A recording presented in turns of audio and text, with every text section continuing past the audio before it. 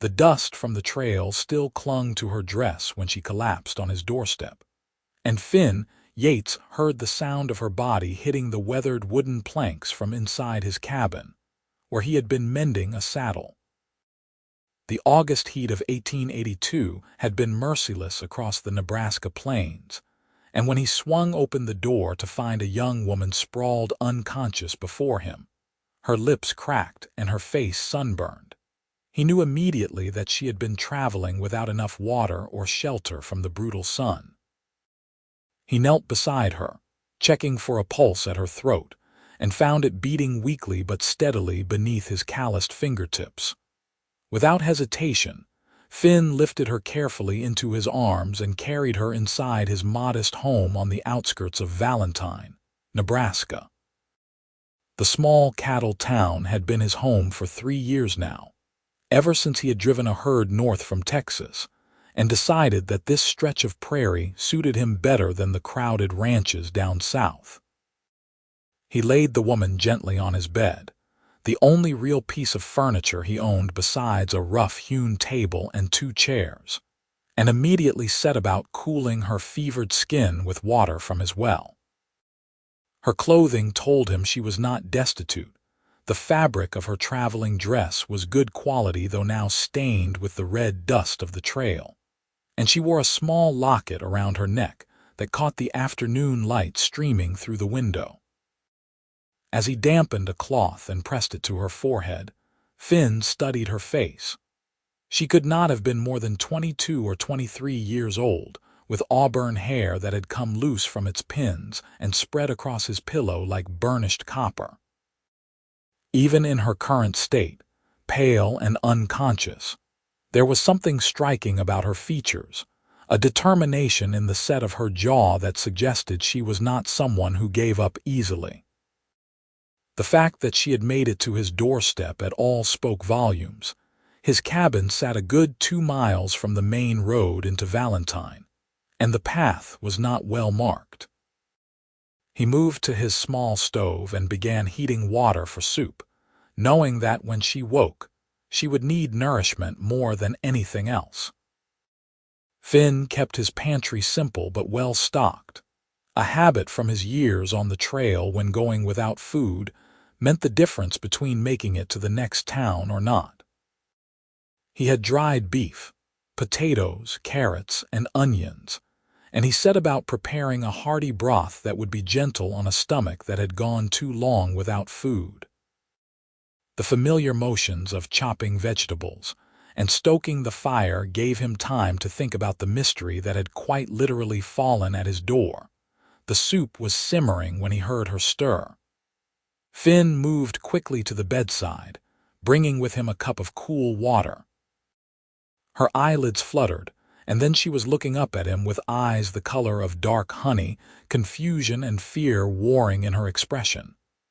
"Easy now," he said, his voice low and calm, the same tone he used with spooked horses. "You are safe. You fainted on my doorstep, and I brought you inside." "My name is Finn Yates." She tried to sit up, but he gently pressed her back against the pillow. "Not yet. You have been out for near an hour, and you need water first." He helped her raise her head just enough to sip from the cup, and she drank gratefully, though he made sure she did not take too much too fast. "Where am I?" Her voice was hoarse, barely above a whisper. "My cabin about 2 miles east of Valentine. This is Nebraska territory." He watched her process this information, saw the way her brow furrowed as if she were trying to remember how she had gotten here. "I was trying to reach Valentine," she said slowly. "My horse went lame yesterday, and I had to leave her at a farm about 10 miles back. I have been walking since dawn." Finn felt a surge of respect for this woman who had walked 10 miles through the August heat. "That explains why you collapsed. When did you last eat?" She seemed to think about this, her exhaustion evident in the way she struggled to focus. "Yesterday morning, I think. I had some bread and cheese." "Well, you will eat now," he said firmly. "I have soup ready, and you will stay in that bed until you have had your fill." For a moment, He thought she might argue, saw the independence flare in her eyes, but then her body betrayed her with a wave of weakness that left her trembling. She nodded, accepting his help because she had no choice, and Finn found himself oddly moved by her reluctant surrender. He ladled the soup into a bowl and brought it to her with a spoon, settling himself in the chair he had pulled up beside the bed. When she tried to take the bowl from him, her hands shook so badly that hot liquid sloshed over the rim, and he shook his head. "Let me help," he said, and there was no room for argument in his tone. Rebecca Bennett had always prided herself on her self-reliance, but as she looked at this cowboy with his sun-weathered face and surprisingly gentle hands, she found she could not protest. She was too tired, too weak, and the smell of the soup was making her stomach clench with desperate hunger. So she allowed him to feed her, spoonful by careful spoonful, and tried not to think about how humiliating it was to be so helpless in front of a stranger. The soup was the most delicious thing she had ever tasted, rich and savory with tender chunks of beef and perfectly cooked vegetables. She had eaten in fine restaurants back in Philadelphia, had attended dinner parties where the tables groaned under the weight of elaborate dishes, but none of it compared to this simple broth prepared by a Nebraska cowboy in his modest cabin. "Slowly," he cautioned when she tried to eat too quickly. "Your stomach needs time to adjust." She forced herself to slow down, even though every cell in her body was screaming for more food, more water, more of anything that would restore her depleted strength. Between bites, she studied him. He was probably in his late 20s, with dark hair that needed cutting and eyes the color of a summer sky just before a storm.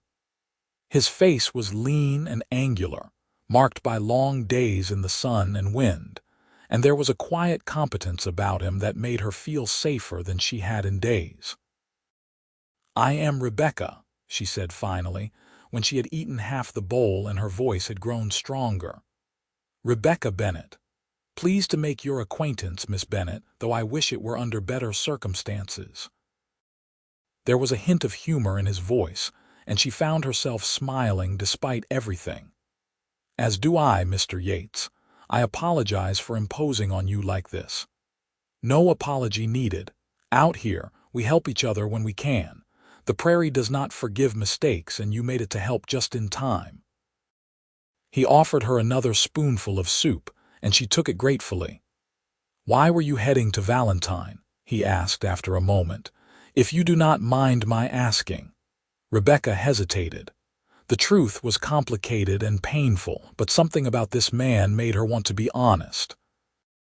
"I was supposed to meet my father there. He is a land surveyor working on behalf of the railroad company. He sent for me 2 months ago, said he had found good opportunities in Nebraska and wanted me to join him. But when I arrived by train yesterday, there was no one to meet me. The clerk at the depot said my father had left town 3 weeks ago on a surveying expedition and had not yet returned." Finn's expression grew serious. 3 weeks is a long time to be out on a survey, especially in this heat. "I know." Her voice was small. "I did not know what else to do. I rented a horse and asked for directions to the last place anyone had seen him, a settlement called Merritt about 20 miles north. But the horse stepped in a prairie dog hole yesterday afternoon and came up lame. The farmer I left her with told me I should go back to Valentine and wait, but I could not just sit there doing nothing." "So you decided to walk," Finn said, and there was no judgment in his words, only understanding. "I thought if I could just get back to town, I could find someone to take me north, or at least get word to the authorities about my father." She felt tears prick at her eyes and blinked them back furiously. She had not cried through any of this ordeal, and she was not about to start now. Finn was quiet for a moment, then he set down the soup bowl on the small table beside the bed. "Miss Bennett, I think you should rest tonight. Tomorrow, when you are stronger, I will take you into Valentine. I know the sheriff there, Jack Morrison. He is a good man, and if anyone can help you find your father, it is him. You would do that. Rebecca looked at him with surprise. But you do not even know me. I know you are brave enough to walk 10 miles through heat that would have killed most people. I know you love your father enough to risk your life trying to find him. That is enough for me. He stood and moved to the stove, ladling more soup into the bowl. Now finish this, and then you need to sleep. You can have the bed tonight. I will make a pallet on the floor. I cannot take your bed, she protested, but even as she said it, she knew she did not have the strength to argue properly. You can and you will, he said firmly, bringing the refilled bowl back to her. I have slept on harder surfaces than my own floor, believe me. As the evening shadows lengthened across the cabin floor, Rebecca finished the second bowl of soup and felt her eyelids growing heavy. Finn had been right. Her body desperately needed rest. He gave her a clean shirt of his to sleep in, turning his back politely while she changed, and when he returned with blankets for his makeshift bed on the floor, she was already drifting toward unconsciousness. "Thank you," she murmured, her words slurring with exhaustion. "I do not know what would have happened if I had not found your cabin." "You would have figured something out," he said quietly, settling himself on the floor with the ease of someone accustomed to making do. "You are a survivor, Miss Bennett. I can tell." Those words followed her into sleep, and for the first time since leaving Philadelphia, Rebecca felt something other than fear and worry. She felt hope. She woke to the smell of coffee and bacon frying. Morning light streamed through the cabin window, and for a disoriented moment, Rebecca could not remember where she was. Then it all came back: the endless walking, the heat, the moment when her legs had simply given out beneath her. She sat up slowly, relieved to find that while she was still sore and tired, the desperate weakness of yesterday had passed. Finn was at the stove, his back to her, and she took the opportunity to look around the cabin properly. It was small but scrupulously clean, with a few personal touches that told her about the man who lived here. A well-worn book sat on the windowsill, a collection of Walt Whitman's poetry if she was reading The Spine correctly. A fiddle hung on the wall, its wood polished with use. And over the door, a rifle rested in a rack, necessary equipment for anyone living on the frontier but somehow not threatening in this peaceful space. "Good morning," she said, and he turned with a smile that transformed his serious face. "Morning, Miss Bennett. How are you feeling?" "Much better, thanks to you." She swung her legs out of bed, pleased to find they would support her weight. "That smells wonderful. Come sit at the table. Breakfast is almost ready." He poured coffee into 2 tin cups and set them down, then loaded 2 plates with bacon, eggs, and biscuits that must have been baking while she slept. Rebecca joined him at the table, suddenly aware that she was wearing only his shirt, which came down to her knees. But Finn seemed entirely unaware of any impropriety, treating her with the same courteous respect he had shown from the moment she woke yesterday. She found herself liking him more with each passing hour. "I have been thinking about your father," he said as they ate. "Jack Morrison is good, but he has a lot of territory to cover and not many deputies. If your father is out near Merritt, that is rough country. Lots of ravines and creek beds where a man could get lost or hurt." "What are you suggesting?" Rebecca asked, sensing there was more. "I am suggesting that after we talk to the sheriff, I could ride out with you to look for him. I know that country fairly well. I helped drive cattle through there last spring, and I have a good horse. Better than a rented mount anyway." "I could not ask you to do that," she protested, even though everything in her wanted to say yes. "You must have your own work to do. I work for the Miller Ranch about 5 miles south of here. I have some days coming to me, and Frank Miller is understanding about personal business. Besides," he added with a slight smile. "I have a feeling you would head out there yourself if I did not go with you, and I would spend the whole time worrying that you had collapsed again." Rebecca felt warmth bloom in her chest, a sensation that had nothing to do with the hot coffee she was drinking. "You barely know me. Why would you worry?" Finn met her eyes across the table, and there was something in his expression that made her breath catch. "Some people you just know are worth worrying about. You are one of them." The ride into Valentine took less than an hour on Finn's sturdy buckskin gelding. Rebecca sat behind him, her arms around his waist, very aware of the solid warmth of his body and the easy way he handled the horse. He had lent her a pair of his smaller work pants and a shirt, both far too large but infinitely more practical than her ruined traveling dress. Her hair was braided down her back, and with a hat borrowed from Finn's limited collection, she looked almost like a young ranch hand. Valentine was a typical Nebraska cattle town, with a wide main street lined with false-fronted buildings. The railroad had brought prosperity and growth, and even at mid-morning the street was busy with wagons, riders, and people going about their business. Finn guided his horse to the sheriff's office, a sturdy building near the center of town, and helped Rebecca dismount. Sheriff Jack Morrison was a man in his 40s with graying hair and sharp eyes that missed nothing.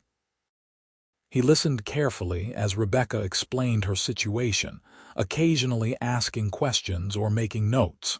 When she finished, he sat back in his chair with a thoughtful expression. "I remember your father, Miss Bennett. Thomas Bennett, right? Came through here about 6 weeks ago. Stayed at the hotel for a few days while he organized his equipment. Seemed like a capable man." "He is," Rebecca said firmly, "which is why I am worried that he has been gone so long.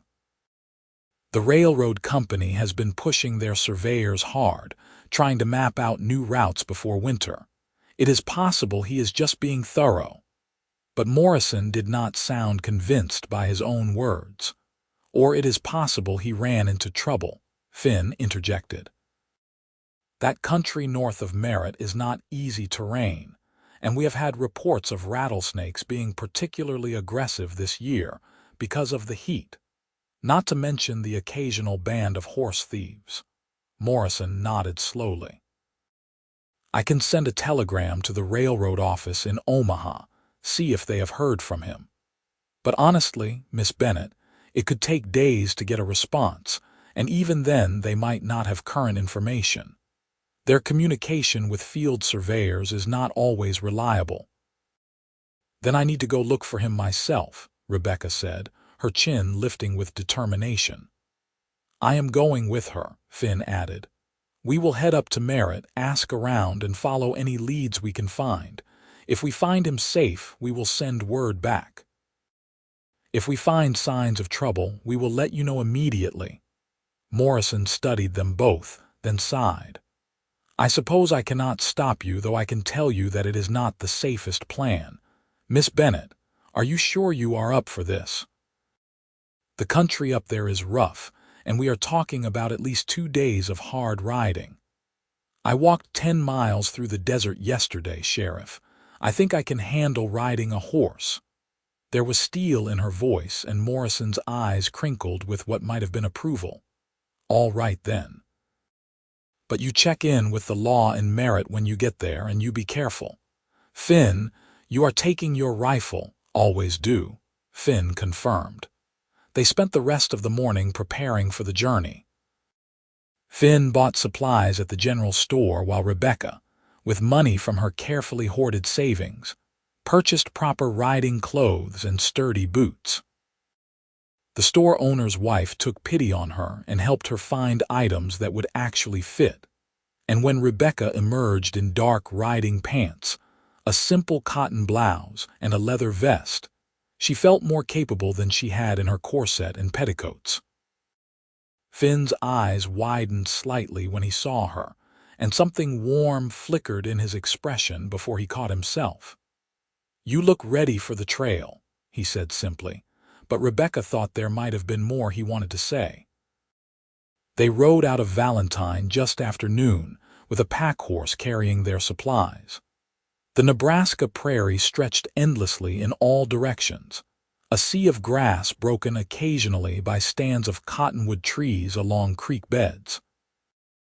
The heat was intense, but Finn set a steady pace that would not exhaust the horses, and he made sure they stopped regularly to rest in whatever shade they could find. As they rode, they talked.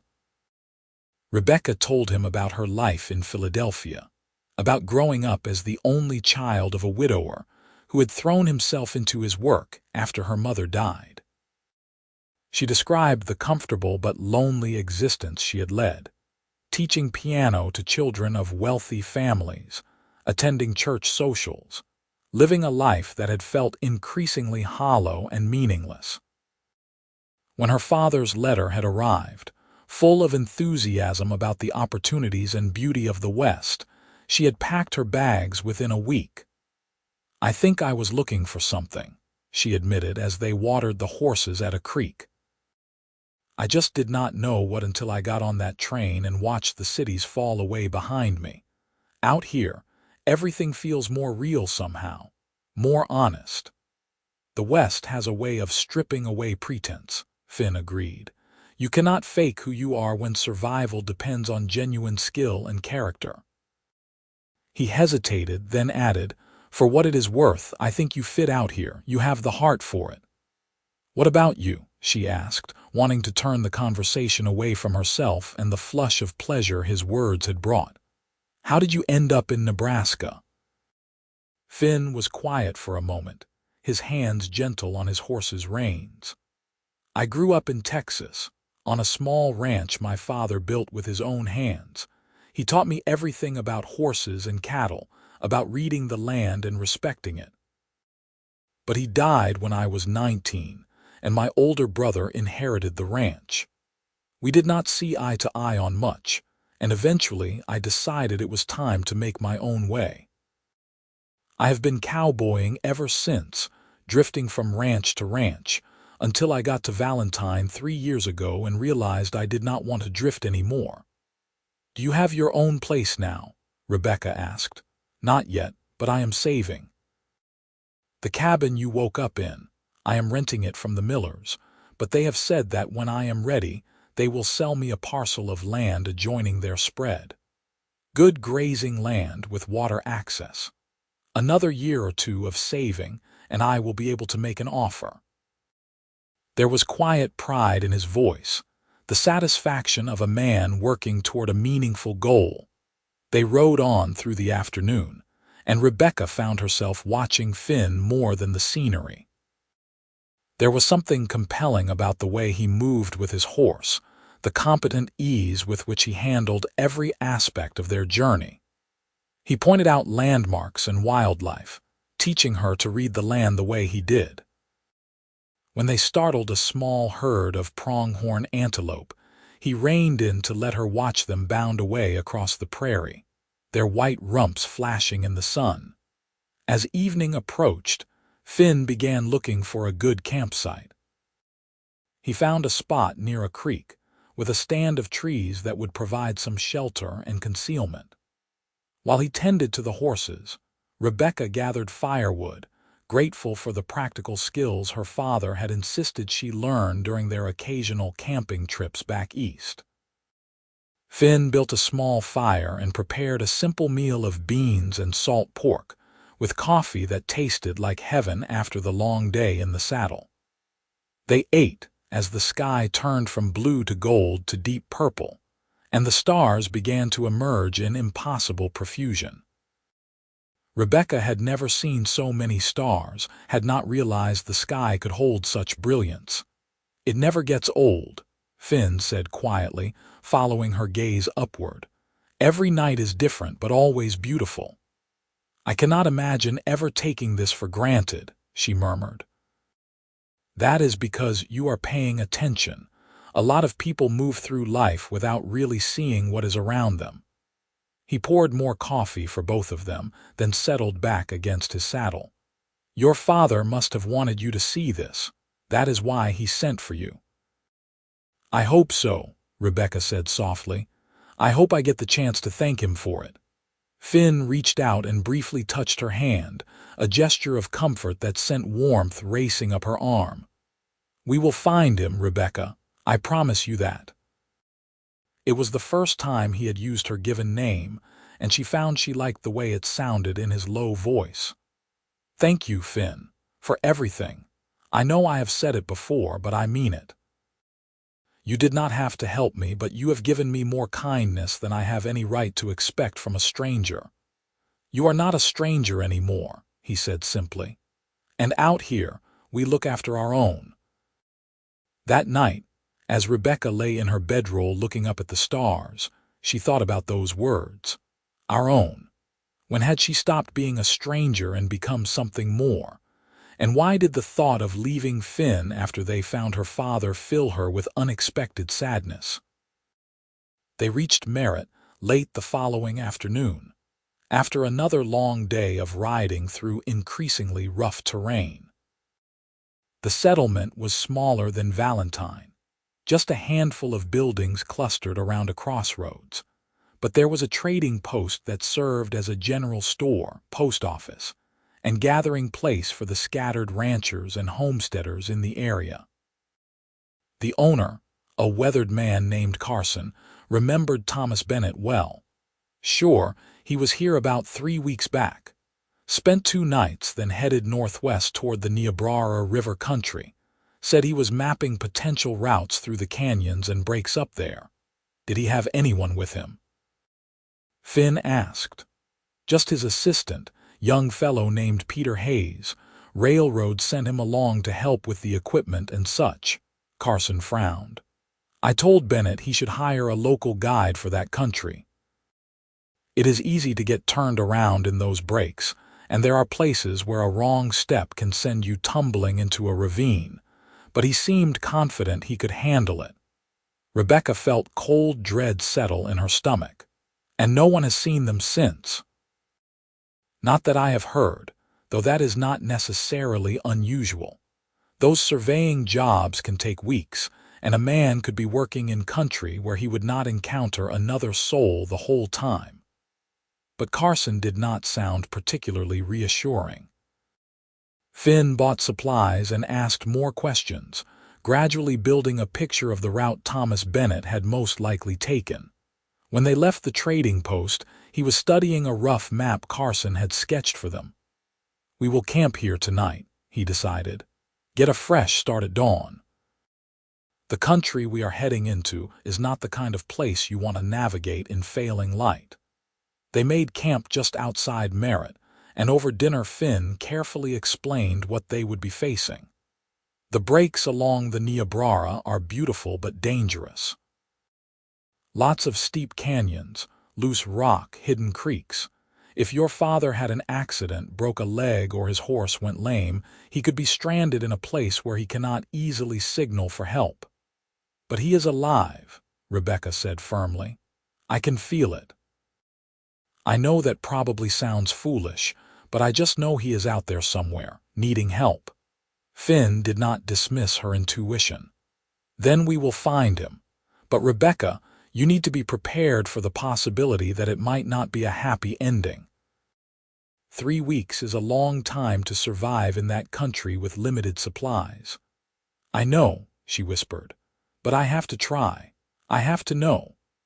He moved closer, and suddenly his arm was around her shoulders, pulling her against his side in a gesture of comfort that felt entirely natural. Rebecca let herself lean into his strength, accepting the support he offered. They sat that way for a long time, watching the fire burn down to coals, neither of them speaking but both drawing comfort from the simple human contact. The next 3 days were the hardest of Rebecca's life. They rode into the breaks, following the route Carson had sketched and looking for any signs of surveyors at work. The country was breathtakingly beautiful, with towering rock formations and hidden valleys carpeted with wildflowers, but it was also treacherous. More than once, they had to dismount and lead the horses down steep inclines or across rocky creek beds. Finn was endlessly patient, helping Rebecca navigate difficult terrain, teaching her to read the landscape for signs of human passage. They found old campsites, places where someone had built a fire or hobbled horses, but nothing recent enough to be encouraging. Each night, they made camp wherever they could find level ground, and each night Finn held her while she fought against despair. On the morning of the fourth day, they found the first real sign. A surveying stake driven into the ground at the rim of a deep canyon, with faded markings that indicated measurements taken weeks ago. Finn studied the ground carefully, then pointed to tracks leading along the canyon rim. 2 men, 3 horses, 1 pack horse. This was your father. He followed the tracks with his eyes, his expression growing concerned. They were heading that way, toward the narrowest part of the canyon. There is a spot about 2 miles east where the canyon walls are only about 20 feet apart. If they were trying to calculate whether the railroad could bridge it, they would need to get measurements from both rims. They followed the tracks, moving slowly and carefully. The canyon deepened as they progressed, and Rebecca found herself looking down into depths that made her dizzy. What if her father had fallen? What if he was lying at the bottom of this chasm, beyond anyone's help? Then Finn suddenly reined in, his hand going up in a signal for silence. "Do you hear that?" Rebecca strained her ears and caught it, a faint sound that might have been wind through rocks or might have been something else. A voice, perhaps, thin and distant but definitely human. "Hello," Finn shouted, his deep voice echoing off the canyon walls. "Is someone there?" For a moment there was nothing, and then it came again, stronger this time. "Help! Down here!" They dismounted and crept carefully to the edge of the canyon, looking down. About 30 feet below them, on a narrow ledge that jutted out from the canyon wall, 2 men huddled in the shade of an overhang. One was lying down, clearly injured, while the other waved frantically up at them. "Father!" Rebecca's voice cracked with emotion and relief. "Rebecca!" "My God, is that you?" The man who was standing, a younger fellow with fair hair, stared up in disbelief. "We are going to get you out," Finn called down. "How badly is he hurt?" "Broken leg happened 11 days ago. We tried to climb up, but the rock is too unstable. We have been trapped here, running out of food and water. I thought we were going to die down there." Finn was already assessing the situation, his mind working through the problem with the same calm competence he brought to everything. "I have rope. I can rig a system to get you both up, but it is going to take time. Rebecca, ride back to where we passed that stand of trees about a mile back. We need strong branches to use as anchor points and support." For the next several hours, they worked with focused intensity. Finn created an intricate system of ropes and pulleys. Using their saddle rigging and branches, Rebecca hauled back to create a makeshift rescue apparatus. He explained each step to her, and she followed his instructions precisely, learning to tie knots she had never imagined existed and to test every anchor point for security. Finally, as the sun began its descent toward the horizon, Finn was ready. He went down first, rappelling carefully to the ledge where Thomas Bennett and Peter Hayes waited. Rebecca watched with her heart in her throat, every moment stretching into eternity until she heard his voice call up that he had reached them safely. Getting the injured man up was agonizing. Thomas Bennett was conscious but weak, his legs splinted with branches and cloth. Finn rigged a sling and used the rope system to slowly haul him up the cliff face while Peter and Rebecca pulled from above. Every foot gained felt like a victory, and when they finally got him over the rim and onto solid ground, Rebecca collapsed beside her father with tears streaming down her face. "Papa," she sobbed, clutching his hand. "I thought I had lost you. Rebecca, my dear girl." Thomas's voice was raspy from dehydration, but his eyes were bright with joy and relief. "How on earth did you find me? How are you even here?" "I came when you did not meet me in Valentine. I could not just wait and do nothing." She looked up as Finn emerged over the rim, having helped Peter Hayes climb up. "Finn saved me, and then he helped me find you." Thomas followed her gaze to the tall cowboy, who was efficiently securing the ropes and checking their rescued companions for injuries. "Then I owe that young man a debt I can never repay. You both saved our lives. One more day and we would have been too weak to even call for help." Finn knelt beside Thomas, his hands gentle as he examined the injured leg. "This needs proper medical attention, but the splint probably saved the leg from worse damage. We will get you back to Merritt tonight, get some food and water into you both. Then tomorrow we will take you to Valentine where the doctor can set this properly." They made a litter from branches and blankets, and Finn rigged it so one of the horses could pull it like a travois. The journey back to Merritt took most of the night, traveling slowly to minimize jostling Thomas's broken leg. Rebecca rode beside the litter, holding her father's hand, while Finn led the way and Peter Hayes managed the pack horse. Thomas used the time to tell them what had happened. They had been taking measurements at the canyon rim when the ground beneath Thomas gave way, sending him tumbling over the edge. He had been incredibly lucky to land on the ledge instead of falling all the way to the canyon floor, but his horse had panicked and run off with most of their supplies. Peter had climbed down to help him but then discovered they were trapped, unable to climb the unstable rock face with an injured man. "We tried everything," Peter said quietly, "but we had no tools for climbing, and every time we tried to go up, more rock came loose. We just had to wait and hope someone would come looking, but we knew it could be weeks before the railroad sent anyone." "I would have found you eventually," Rebecca said firmly. "I was not going to give up." Thomas squeezed her hand. "You are so much like your mother." She had that same stubborn determination. His eyes moved to Finn, who was guiding them expertly through the darkness. "And you, young man, I do not even know your full name, but you have my eternal gratitude."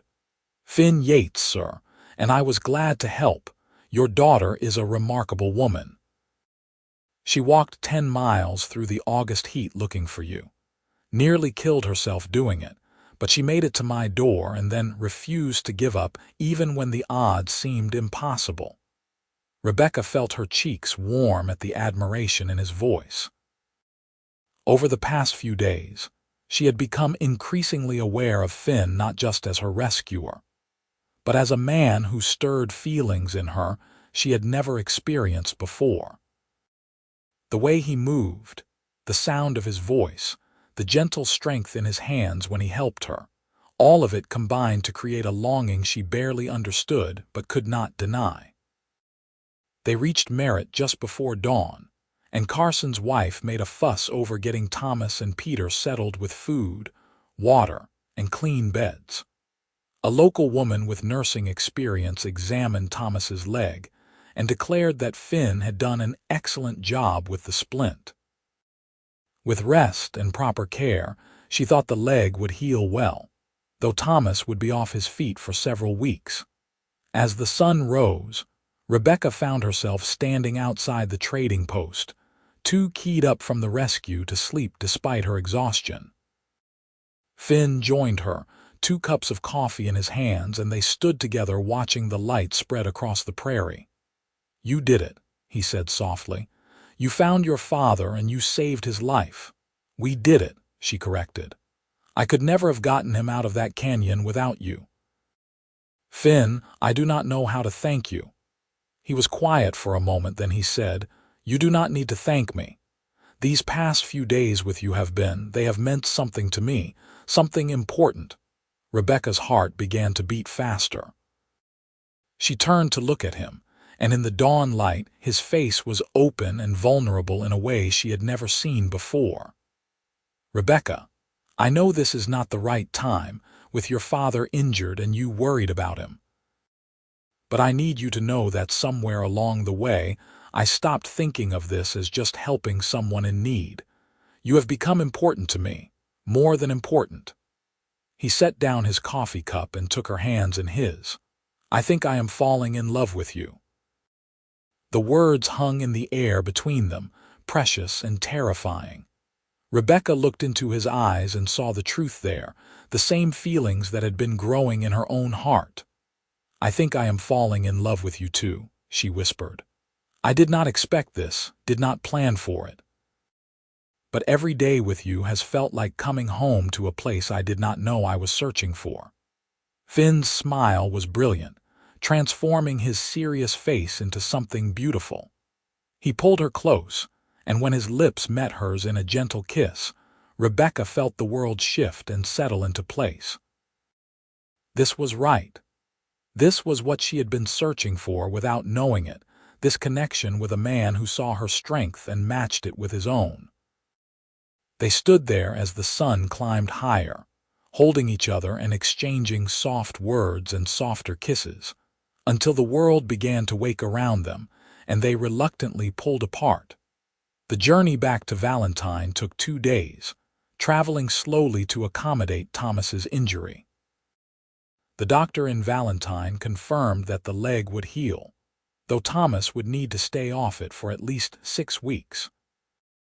The railroad company, relieved to have their surveyor and his assistant alive, arranged for rooms at the hotel and sent assurances that Thomas's job would be waiting when he recovered. Rebecca stayed with her father during those first weeks, helping him with daily tasks and keeping him company during the long hours of convalescence. But every evening, Finn came to visit. Sometimes he brought fresh game he had hunted, sometimes books to read aloud, and sometimes just his presence and his conversation.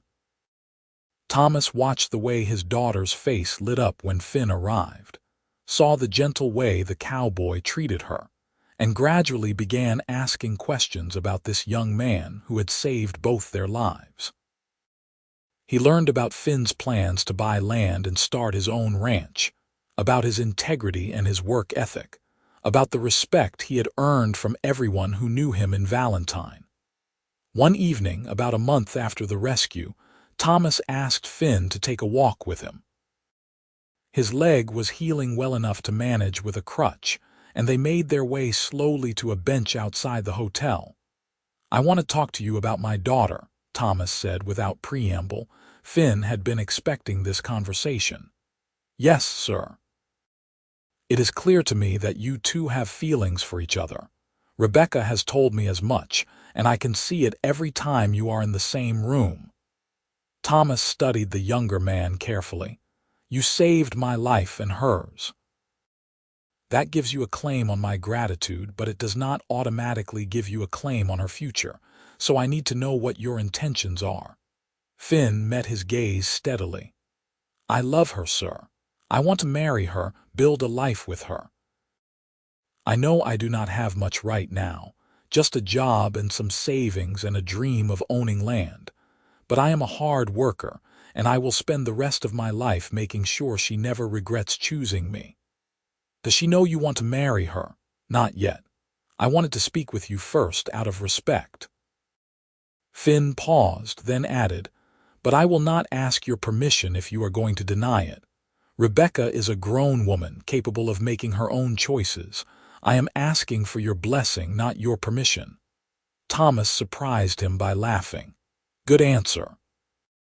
My daughter is indeed capable of making her own choices, and she would tell me so in no uncertain terms if I tried to make this decision for her. But you are right to want my blessing, and you have it. I can see that you love her, and more importantly, I can see that you respect her. That is what matters to me." Relief flooded through Finn. "Thank you, sir. That means more than I can say." "One more thing," Thomas added. "I have been thinking about my future as well. This injury has made me realize I am not as young as I used to be, and spending 11 days trapped on a canyon ledge has a way of clarifying one's priorities. The railroad has offered me a position in their Omaha office, supervising other surveyors rather than doing the field work myself. I am going to take it, which means Rebecca will need to decide where she wants to be.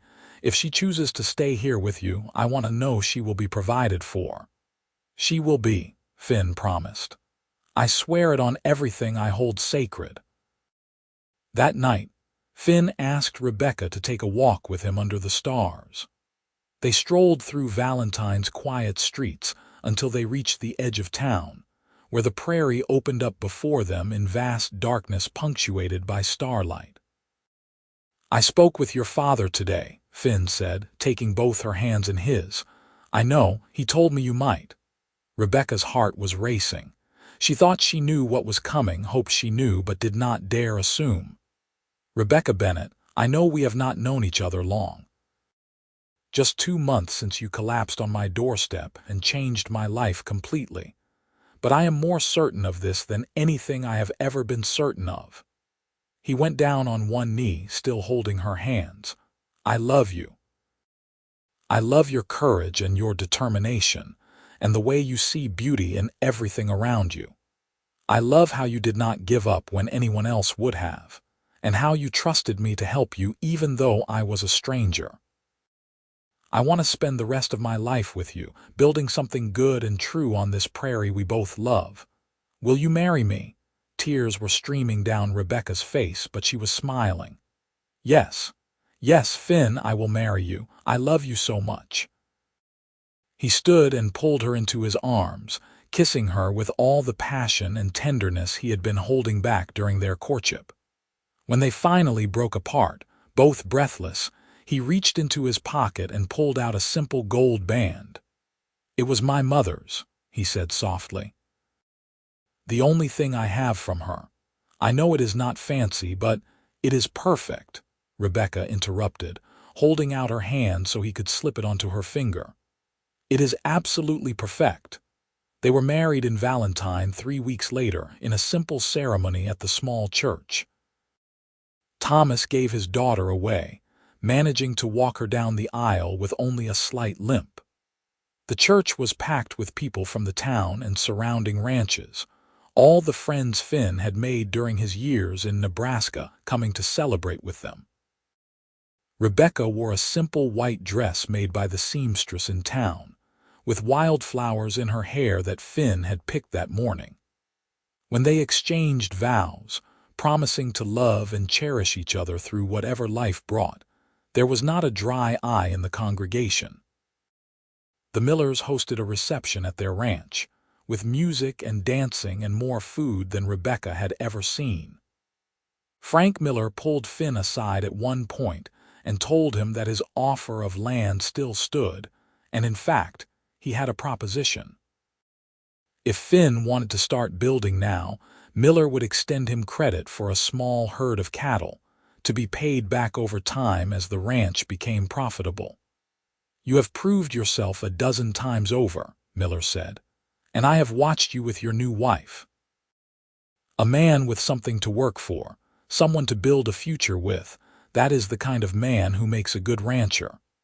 Finn accepted with gratitude, and that night he told Rebecca about the offer.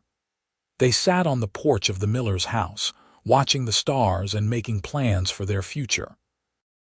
We will build a cabin first, Finn said, his arm around her shoulders. Nothing fancy at first, but sturdy and tight against the weather.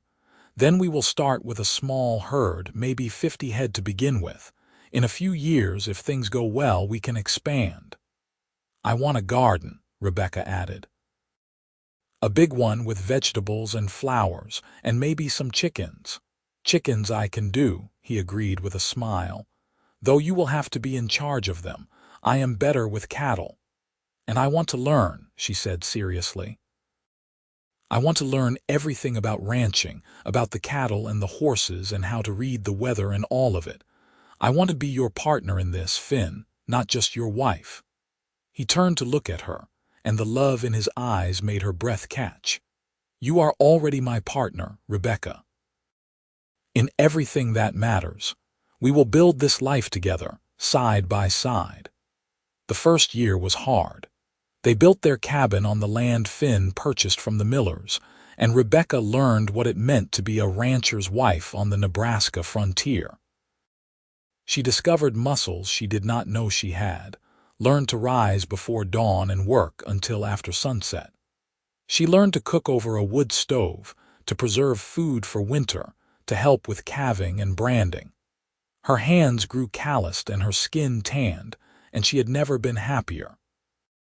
Finn was an excellent teacher, patient when she made mistakes and generous with his praise when she succeeded. They worked together through the seasons, and at night they fell into bed exhausted but content, holding each other and talking about their dreams for the future. Thomas visited when he could, traveling from Omaha every few months to see how his daughter was faring. Each time he came, he found her healthier and more radiant than before. He saw how she and Finn moved together like two parts of a well-oiled machine, anticipating each other's needs and supporting each other's efforts. His heart was at peace, knowing his daughter had found not just love but partnership. By the end of their second year, the ranch was starting to show real promise. Their small herd had grown, and Finn's reputation for raising quality cattle was spreading. Rebecca had established her garden and added a flock of chickens, and their little cabin had been expanded with an additional room. It was in the spring of their third year together that Rebecca discovered she was pregnant. She told Finn one evening as they sat on their porch watching the sunset, the same way they had made their first plans together. "We are going to have a baby," she said simply, taking his hand and placing it on her still flat stomach. Finn's face transformed with wonder and joy. "A baby." "Rebecca, are you sure?" "I am sure. The doctor in Valentine confirmed it yesterday when I went to town for supplies. We have about 5 months to prepare." He pulled her close, his voice thick with emotion. "This is everything I did not know I wanted. You and a child in this life we are building together. I am the luckiest man alive." "We are both lucky," she corrected, kissing him softly. "We found each other when we both needed it most." Their son was born in October, during the brief golden window between summer's heat and winter's cold. Rebecca labored through the night with the help of 2 neighbor women who had experience with births, and Finn paced outside the cabin like a caged animal, until finally one of the women called him in to meet his child. The baby was healthy and strong, with a powerful set of lungs and his father's dark hair. They named him Samuel, after Finn's father, and from the moment Finn held his son in his large, gentle hands, he was utterly devoted. Life settled into a new rhythm with the baby. Rebecca managed to balance caring for Samuel with her work on the ranch, often carrying him in a sling while she tended the garden or fed the chickens. Finn built a cradle from wood he had carefully selected and polished, and it sat beside their bed where both parents could reach their son during the night. Thomas came to visit when Samuel was 3 months old, and he spent a week staying with them and getting to know his grandson. One evening, as he held the baby and watched Rebecca and Finn work together preparing dinner, he felt a profound sense of peace. "I am so proud of you," he told Rebecca later, when they had a moment alone. "Look at what you have built here, the life you and Finn are making together." "Your mother would have been so proud too." "I think she would have liked Finn," Rebecca said softly. "I think she would have approved of all of this." "I know she would have," Thomas agreed. "You have found something rare, Rebecca. Real partnership, real love. Hold on to it." The years passed in a pleasant blur of hard work and quiet joy. The ranch grew steadily, and by Samuel's 5th birthday, they had a herd of over 200 cattle and had built a proper barn and expanded the cabin again. Rebecca had become an expert horsewoman and could rope a calf nearly as well as Finn. She had also started teaching Samuel to read and write. determined that their son would have all the advantages of education, even though they lived far from any school. When Samuel was 6, Rebecca became pregnant again. This pregnancy was harder than the first, and there were times when she worried, but Finn was endlessly supportive and protective.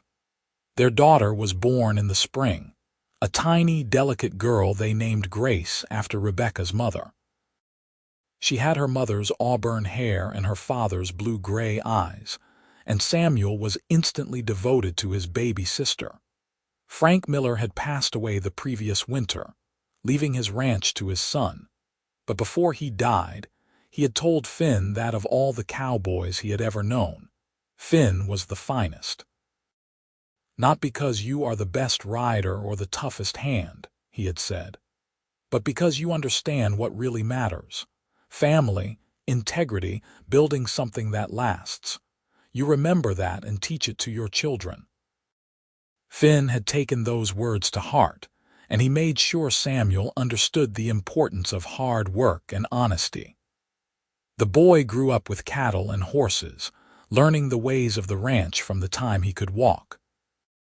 Grace, when she grew old enough, proved to be just as interested in the animals as her brother, and Finn delighted in teaching both his children everything he knew. Rebecca watched her family grow and flourish, and marveled at how different her life had turned out from anything she could have imagined back in Philadelphia. She had thought she would live out her days teaching piano and attending church socials, slowly fading into respectable spinsterhood. Instead, she had collapsed on a cowboy's doorstep in the Nebraska heat and woken to warm soup and a love that would sustain her for the rest of her life. Thomas eventually retired from the railroad and moved to a small house in Valentine, wanting to be near his daughter and grandchildren. He spent his remaining years watching Samuel and Grace grow, teaching them about surveying and mathematics and the wider world beyond the ranch. He passed away peacefully in his sleep when Samuel was 15 and Grace was 9, and they buried him in the Valentine Cemetery with a simple stone that read, "Thomas Bennett, beloved father and grandfather." Finn and Rebecca stood together at the graveside, their children beside them, and Rebecca leaned into her husband's steady strength as she said goodbye to her father. Later, back at the ranch, Finn held her while she cried, offering the same quiet comfort he had given her that first night when she had been desperately searching for Thomas in the breaks. "He had a good life," Finn said softly, "and he got to see you happy and settled. That is all any parent wants for their child." "I hope we do as well by our children," Rebecca murmured. "We will," Finn promised. "We are doing it already." Samuel grew into a tall, capable young man who loved the ranch as much as his parents did. When he turned 21, Finn signed over half the ranch to him, making them equal partners in the operation. Samuel had been courting a girl from Valentine, the daughter of the general store owner, and when he married her at 23, Finn helped him build a second house on their land so the young couple could have their own place while still being part of the family ranch. Grace proved to have a talent for horses, and by the time she was 16, she was known throughout the county as one of the finest riders around. She trained horses for neighboring ranches and proved to have a good head for business as well. When a young veterinarian moved to Valentine and began visiting the ranch to tend to their animals, Finn and Rebecca watched with amusement as Grace and the young man fell in love. They married when Grace was 20, and he joined the ranch as well, his medical skills with animals proving invaluable. Finn and Rebecca's cabin, expanded over the years, became the heart of a growing family compound. On Sundays, they all gathered for dinner, the table crowded with children and grandchildren as the years went on. Samuel and his wife had 4 children, Grace and her husband had 3, and the ranch rang with the sound of young voices and laughter. On their 20th wedding anniversary, Finn took Rebecca on a trip back to the spot where they had rescued her father from the canyon. The breaks were as beautiful as ever, wild and rugged and breathtaking. They stood at the rim looking down, remembering that desperate rescue and all that had come from it. "Do you ever regret it?" Finn asked, his arm around her waist. "Giving up the life you could have had in the East for all this hard work and uncertainty?" Rebecca turned to look at him, this man who had given her soup and comfort when she needed it most, who had helped her find her father and then claimed her heart. His face was more lined now, marked by 2 decades of sun and wind and hard work, but to her he was more handsome than ever. "Not for a single moment," she said firmly. "This life with you has been the greatest adventure I could have imagined. Every day with you has been a gift." "Even the hard days?" he asked with a slight smile. "The blizzards and the droughts and the calves that needed delivering in the middle of the night, especially those days," she said, rising on her toes to kiss him. "Because we faced them together. You and me, side by side, just like you promised that first night." They stood there as the sun set over the canyon, 2 people who had built a life and a legacy from nothing but hard work, love, and the determination to never give up on each other. By the time they reached their 30th anniversary, the ranch sprawled across thousands of acres and supported 2 families plus several hired hands. Finn's hair had gone silver and Rebecca's auburn locks had threads of white running through them, but they still worked side by side every day, still sat on their porch every evening watching the sunset and talking about everything and nothing. Samuel had taken over most of the day-to-day operations of the cattle business, while Grace's horse training operation had become renowned throughout Nebraska. Both of their children were successful and happy, raising families of their own, and Finn and Rebecca took enormous pride in what their children had accomplished. One evening, as they sat in their familiar spots on the porch, Rebecca said, "Do you remember the day we met?" "When I collapsed on your doorstep, I remember every detail," Finn replied. "You looked half dead from the heat, but even then I could see the strength in you. I knew right then that you were someone special." "I woke up to warm soup and the kindest eyes I had ever seen," Rebecca said softly. "And you sat beside me until I ate, making sure I was cared for before you even asked my name. That was when I started falling in love with you, though I did not know it yet." "The moment I knew I loved you," Finn said, "was when you insisted on going to find your father even though you could barely stand. You had such fierce determination, such courage. I thought, this is a woman worth spending a lifetime with." "And have I been?" she asked teasingly. "More than worth it," he said seriously, taking her hand. "You have been my partner, my love, my best friend. You have given me children and grandchildren, helped me build this ranch, and filled every day with purpose and joy. I could not have asked for a better life or a better woman to share it with." They sat in comfortable silence as the stars came out, hands linked, 2 souls so thoroughly intertwined that neither could imagine existence without the other. Finn lived to see his 80th birthday, still working the ranch though at a slower pace than before. Rebecca was by his side every step of the way, and when he finally passed peacefully in his sleep one winter night, she held his hand and told him how much she loved him one last time. Samuel and Grace insisted their mother come live with one of them, but Rebecca refused. She stayed in the cabin she and Finn had built together, surrounded by memories of their life. She continued to work in her garden, to visit with her grandchildren and great-grandchildren, and to sit on the porch every evening watching the sunset alone but never lonely. Because Finn's presence seemed to linger in every board of the house and every blade of grass on the land they had tended together. She lived 5 more years after Finn's passing, long enough to see Samuel's youngest daughter marry and Grace's oldest son take over the horse training business. When she died quietly in her sleep at the age of 78, they buried her beside Finn in the Valentine Cemetery, their stones side by side just as they had lived their lives. On Rebecca's stone, beneath her name and dates, Samuel and Grace had inscribed the words their mother had often said when asked about her life. She fainted at his door and woke to warm soup. He sat beside her until she ate, and then he stayed beside her for the rest of their days. The ranch continued to thrive for generations, passed down through Samuel and Grace's lines, and the story of how it all began, with a desperate woman collapsing on a cowboy's doorstep, and the love that grew from that chance meeting, became a cherished family legend.